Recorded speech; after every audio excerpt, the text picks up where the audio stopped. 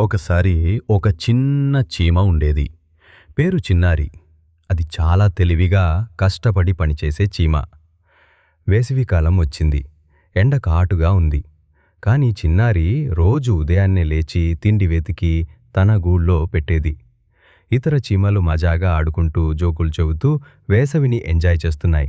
చిన్నారి చెబుతుండే, ఇప్పుడే తిండి దాచుకోవాలి, శీతాకాలం వచ్చేసరికి దొరకదేమో.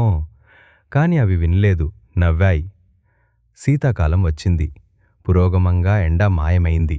వానలు చలి పెరిగాయి. తిండి బయట దొరకటం లేదు.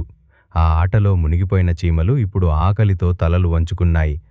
కాని చిన్నారి మాత్రం తన గూళ్ళో శాంతిగా ఉంది. ఎందుకంటే అది ముందుగానే తిండి దాచుకుంది.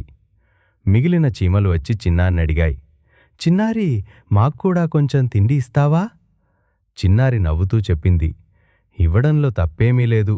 కానీ ఇక ముందు ముందు చూసుకొని పనిలో పడండి.